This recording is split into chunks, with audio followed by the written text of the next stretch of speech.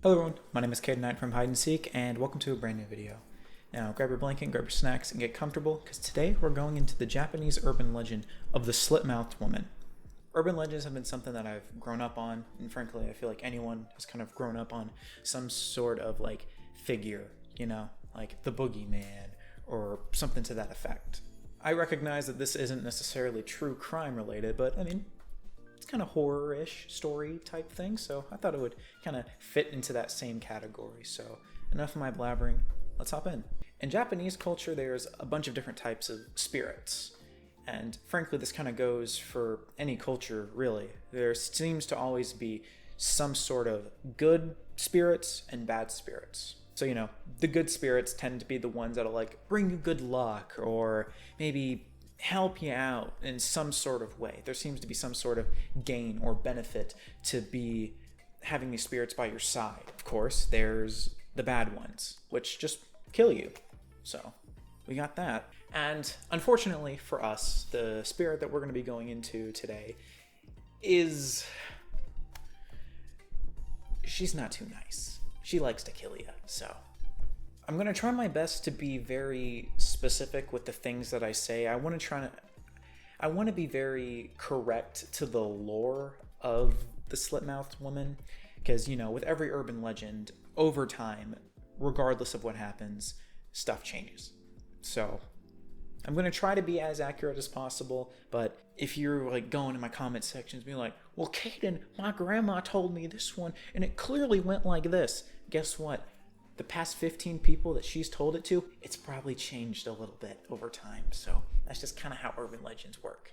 Now, the origins of the Slit-Mouthed Woman are kind of vague. There's a bunch of different stories that kind of pertain to her life before she died and became a spirit. One of the things that seems to be very common, though, is that she was mutilated when she died, having the slit-mouthed thing happen to her. But there seems to be a very strong inconsistency of what she did in her life. There's some people that say she was a very adulterous woman, but then there's others that say she was a frickin' samurai. So, it kind of flip-flops. And of course, with every single story, there constantly varies on why her mouth was slit. Some say it was for the infidelity of her actions, essentially, and there's some that would say it was a botched surgery or something.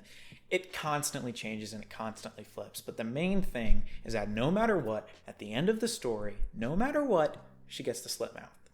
Easy peasy. Now, with this slit-mouthed woman, she dies, and she's like, man, people suck. So she's going to come back and kill people, because, yeah. One of the most consistent things is that she wears her surgical mask to cover her mouth. And there's many different variations on how she finds her victims, but one of the most common ones is no matter what, you're going to wake up in the middle of the night and she's going to be in your room.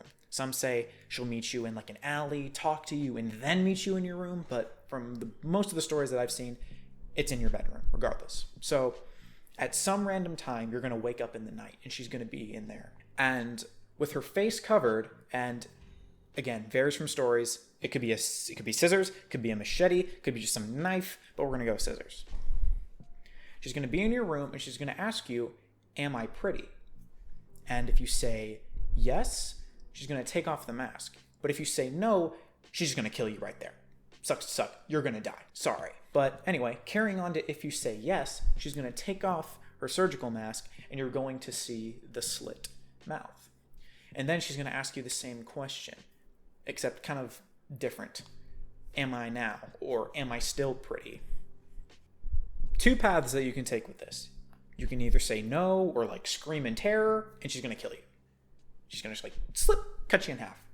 Sucks to suck. Sorry. And if you say yes, that she does look pretty, the second time, she's going to cut your mouth to look like hers. And I bet you're thinking, it's well, I'm kind of stuck. Where do I go from here? If I say yes, I die. If I say no, I die. What do I do? Fret not, my friend.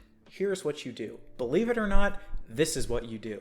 Now, there's three things that seem to be very consistent in a lot of the stories when being told about the Slit-Mouthed Woman.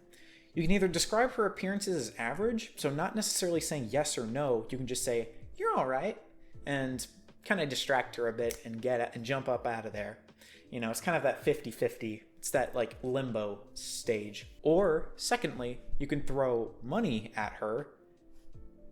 Apparently she likes money. You can distract her with money. Who would have thought? And third is hard candy. And I'm not lying. There's these like caramelized sugars, like bits of candy that you can get. And it has to be those. If it's not those, she doesn't want it. So it has to be these like caramelized little bits of sugar. And if you like toss them on the floor or something like that, she's going to go after them and you can kind of flee. It's crazy. You can call her average, you can throw money at her, and you can throw candy at her. So maybe next time you go to sleep, make sure you put like a little bowl of caramelized sugars at the side. So if something happens, you can just toss it at her and be like, get out of here, woman. Surprisingly enough, with the Slit-Mouthed Woman, she's not as popular as a bunch of the other urban legends that are in the world, which is really crazy, simply because of the fact, with her, you don't necessarily summon her. Like, it's not like Bloody Mary, where if you say Bloody Mary 3 times in the mirror or something like that. With her, she just kind of like actively pursues people. She comes to you. And I think that's really, really interesting because, you know, everyone's heard about Bloody Mary because, you know, I mean, I was doing Bloody Mary stuff when I was in like, I don't even know, elementary school, just to freak out my friends and stuff like that.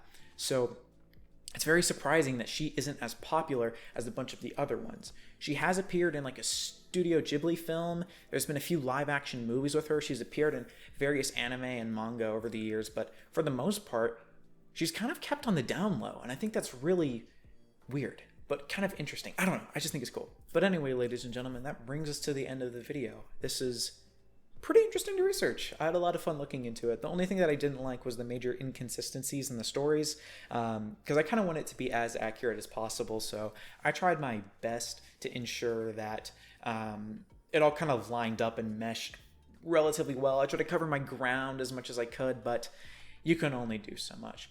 But anyway, ladies and gentlemen, if you enjoyed the video, why not like and subscribe? It definitely helps me out. If you didn't, why not dislike? Let me know what I can improve on next time. But anyway, ladies and gentlemen, I'll see you on the next one.